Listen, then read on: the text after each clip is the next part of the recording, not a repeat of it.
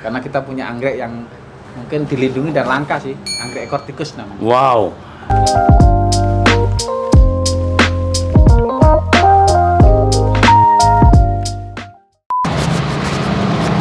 Selamat siang sahabat Pongbro. Saat ini sebagaimana yang saya janjikan bahwa satu waktu kita akan ke perkebunan aloe vera, lidah buaya. Lidahnya doang loh, buayanya di sini. Tapi buayanya udah jinak, makannya makan pur. Nah, kita akan lihat bagaimana aloe vera atau lidah buaya dikembangkan, dibudidayakan secara profesional oleh pemerintah Kota Pontianak. Dan salah satu produk unggulan adalah lidah buaya, aloe vera, yang produksinya bisa diekspor keluar negeri, khususnya Jepang, untuk kebutuhan kosmetik. Jadi raw material aloe vera ini bisa digunakan untuk kosmetik juga, dan salah satu produk unggulan dari Kota Pontianak, kualitas ekspor. Dan tentu saja ada yang lain seperti dodol, permen, bahkan minuman khas, jus lidah buaya, yang barangkali bagi sahabat Pongbro yang lain berpikir bahwa lidah buaya secara tradisional untuk di rambut saja, dilepas, ditempelkan ke rambut sebagai obat untuk penyubur rambut. Waktu masa kecil kita, wah, padahal lebih spesifik lagi, bisa jadi makanan, minuman, dan kosmetik yang sangat mahal. Kita akan ke pengurus atau pengelolanya, sedikit berbincang-bincang tentang budidaya aloe vera ini, produk unggulan dari Kota Pontianak yang sangat cocok untuk daerah gambut seperti di Pontianak ini. Anda saksikan bentuk fisiknya lebar-lebar, bukan seperti lidah buaya yang kita kenal di rumah sebagai tanaman atau tumbuhan bunga, tetapi sangat besar, sangat sehat. Ini semua karena ditangani oleh tenaga-tenaga ahli, khususnya pertanian. Ini salah satu unit di Dinas Pertanian Kota Pontianak. Kita akan sedikit bertamu ke aparatur sipil negara yang ada di Kota Pontianak. Selamat siang, Pak. Dari mana, Pak? Saya ini temannya Pak Edi Kamtono. Oh, alhamdulillah. Dulu saya Kepala Dinas PUPR Provinsi Kalimantan Barat. Saya Pak Bride. Sekarang saya di Jakarta.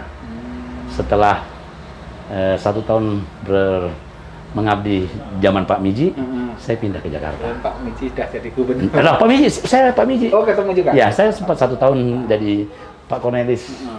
Saya sudah kepala dinas. Saya pernah dengar juga. Oh, pernah dengar nama saya? Nama saya Bride Suryanus Alwarante, Pak. Saya sahabat karib dengan Pak Edi. Sama-sama orang PU. Tuh, Sama-sama anak FKPPI. Ini nyuwun sewu, Pak.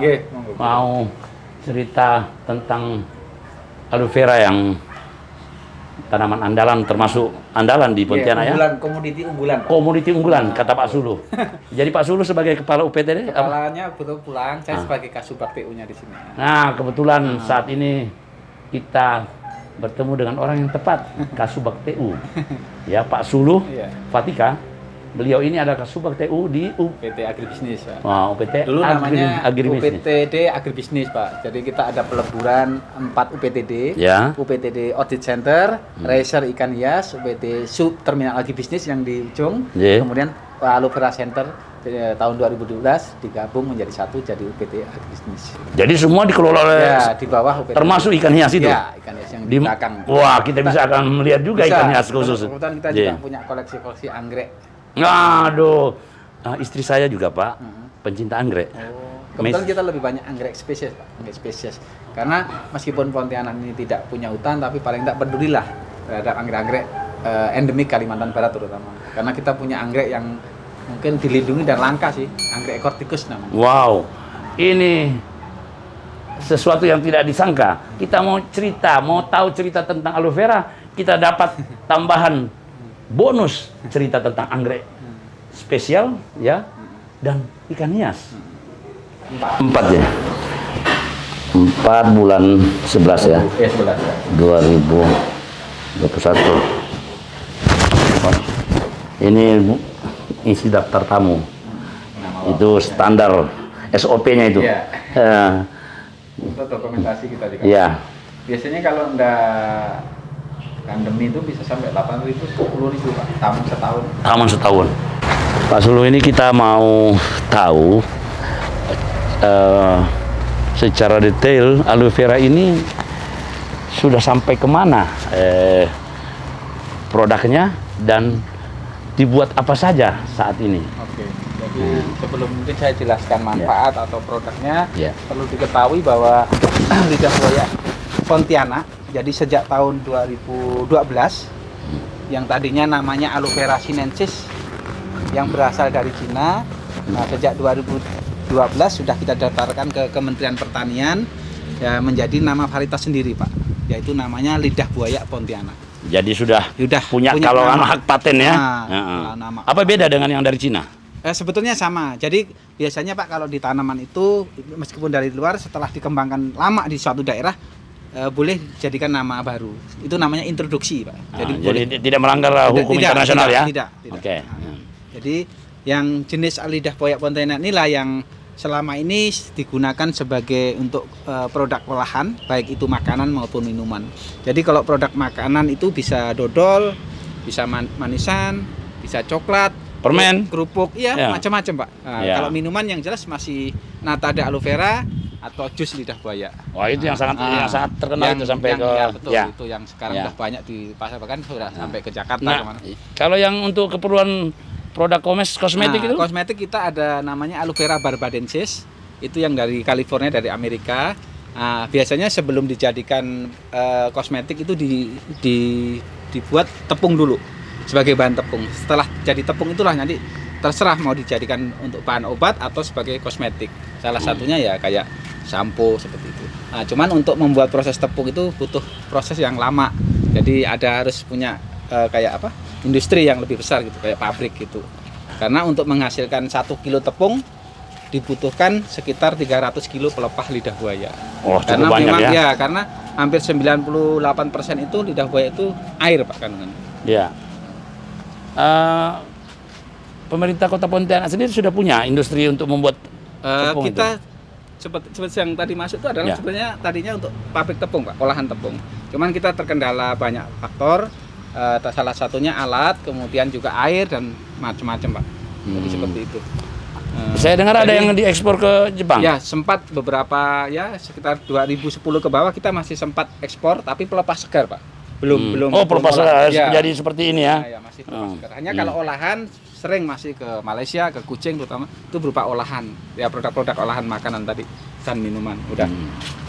Hanya kalau kita pemerintah kita tidak boleh jualan Pak. Iya. Kita kalaupun jualan harus melalui ada perdanya kan. Iya.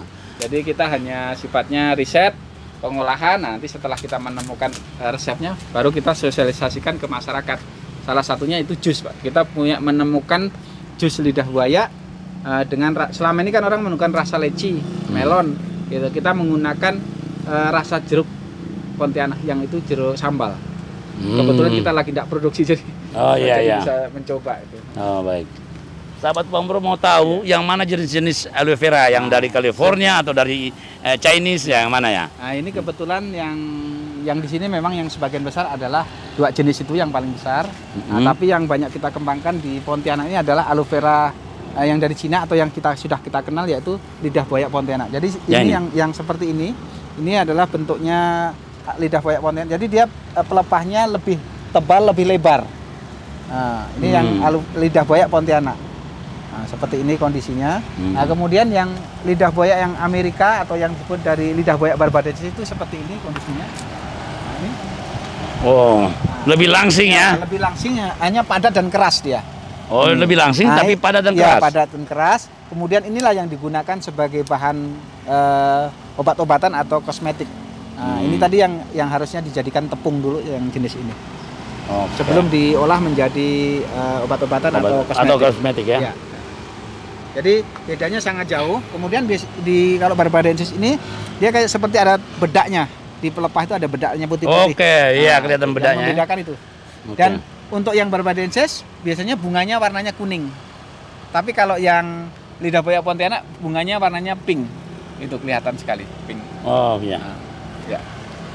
Sahabat Bang Bro, Mas Sulu sudah jelaskan sedetail mungkin tentang dua jenis yang dibudidayakan di UPT Agribisnis Kota Pontianak secara jelas. Dan mudah-mudahan ini menambah wawasan bagi sahabat-sahabat dari Siantan, Kota Pontianak. Bang Bro melaporkan. Jangan lupa share, like, subscribe, dan jangan lupa bahagia.